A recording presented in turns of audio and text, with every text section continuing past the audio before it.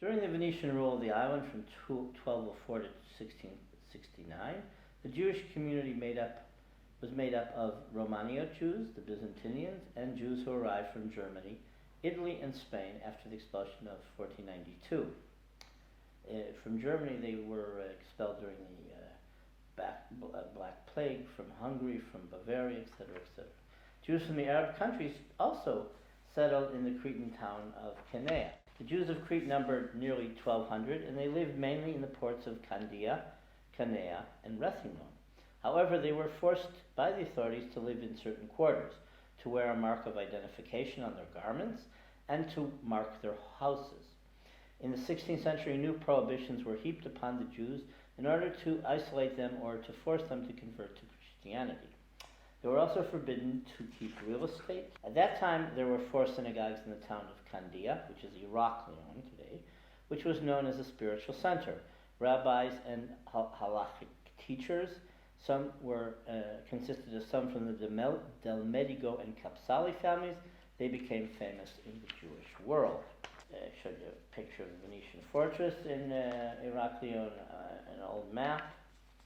Venice acquired Crete by purchase in 1207 as part of her share in the partition of the Byzantine Empire following the sack of Constantinople by the participants in the Fourth Crusade of 1204. Not long after the incorporation of the island into the Venetian Maritime Empire, Cretan Jews began to enjoy at least some of the positive aspects of the resulting expansion of trade. They were placed for the first time on an equal footing with the Greek Orthodox Christians because the Venetians, being Latin, looked upon the latter as schismatics, if not heretics. Certainly, whatever ill will was felt by the Orthodox toward Jews was exacerbated by this. Another Candiote Jew worth mentioning is Elias ben Moise del Medigo, a Talmudist and philosopher born in Candia in 1460 and died in 1497. While still relatively young, he took up the position at the University of Padua, where one of his students was Pico della Mirandola. His son Joseph Roffet became a famous physician, astronomer, philosopher, and mathematician.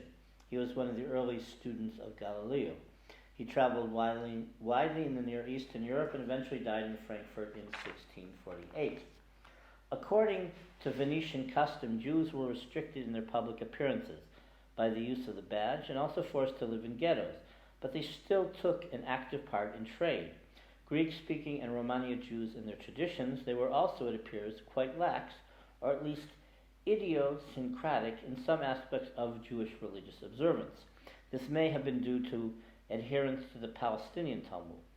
In 1220, the Heraklion Jewish community was visited by a Palestinian rabbi named Rav Baruch ben Yitzchak, who was sufficiently horrified to enact a special set of regulations for the community.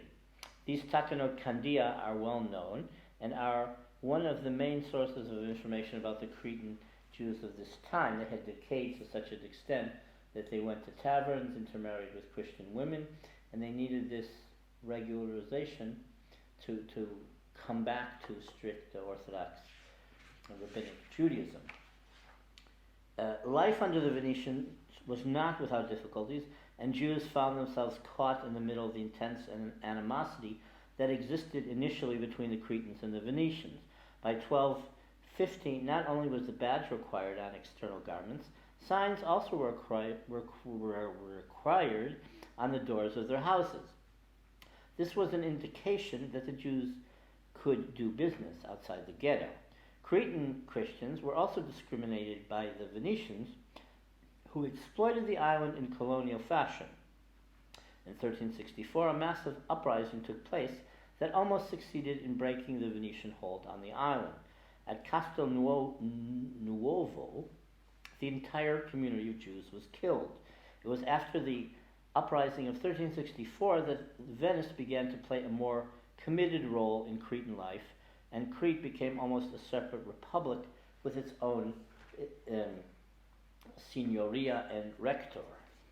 According to Venetian accounts, the Jewish community in Heraklion swelled appreciably toward the year 1395 when they were reassessed for tax purposes and given certain trade privileges. The cause for this expansion of the community may well have been the influx of Jews from the Iberian Peninsula following the Exodus of 1391, when the Jews were forced to convert to Christianity. A century later, in 1481, where there were 400 families in Iraq Leon with 4 synagogues. We have no information on the communities in either Rethymnon or Chania at this time. Apart from the urban Jews, there appear to have been agrarian Jews, as well as those who produced kosher cheeses and wines, both for export and local use. In order to restrict Jewish competition in rural commerce and agriculture, laws were enacted to inhibit the Jews from making further purchases of land.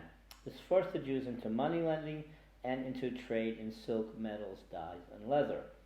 Jews were especially active in intellectual pursuits, and many traveled widely, especially in Italy. Rabbi Shmaria of Negroponte, also called Ikriti, born toward the end of the 13th century in Candia. He is especially known for a commentary on the Song of Songs and on the Book of Genesis, as well as compiling a Haggadah. One of his patrons was Robert of Anjou.